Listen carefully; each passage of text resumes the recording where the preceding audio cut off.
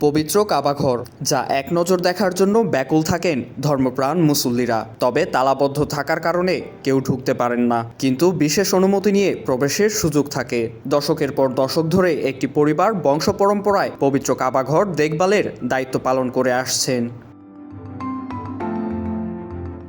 প্রাক মুসলিম যুগ থেকেই সাইবা গোত্রের কাছে কাবাঘরের চাবি সংরক্ষিত থাকত। মক্কা বিজয়ের দিন রাসূলুল্লাহ সাল্লাল্লাহু আলাইহি ওয়াসাল্লাম নিজে ওই গোত্রের উসমান ইবনে তালহা রাদিয়াল্লাহু আনহুর কাছে চাবি হস্তান্তর করে তাকে সম্মানিত করেন। এরপর থেকে সেই ধারা এখনও অব্যাহত আছে। উসমান ইবনে তালহা রাদিয়াল্লাহু আনহুর বংশধরেরা পর্যায়ক্রমে পবিত্র কাবাঘরের চাবি বহন করে আসছেন। তাদের কাছ থেকে চাবি নিয়েই বিভিন্ন সময় সৌদি আরবের বাদশাহ এবং গণ্যমান্য ব্যক্তিবর্গ পবিত্র কাবাঘরে প্রবেশ করে থাকেন। তারাই কাবার দরজা খুলে দেন।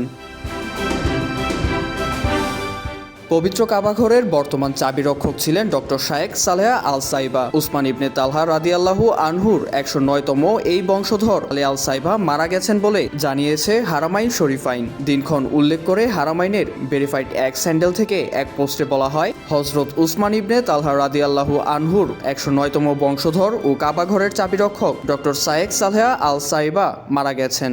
ফজরের নামাজ শেষে বায়তুল্লায় তার নামাজে জানাজা অনুষ্ঠিত হয়। পরে তাকে মক্কার জান্নাতুল মুআল্লায় দাফন করা হয়।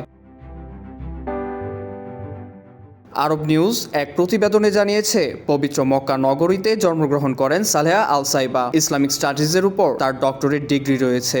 সালেহ আল সাইবা বিশ্ববিদ্যালয়ের অধ্যাপক ছিলেন। ধর্ম এবং ইতিহাস নিয়ে বেশ কয়েকটি বই প্রকাশ করেছেন সালেহ আল সাইবা। 2013 সালে তার চাচা আব্দুল কাদের তোহা আল সাইবি মারা গেলে কাবাঘরের চাবির 77তম রক্ষক হন সালেহ আল সাইবি।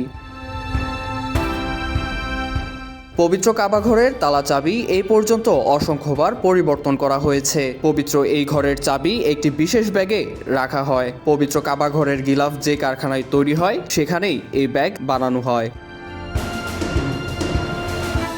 IVTV USA, new York.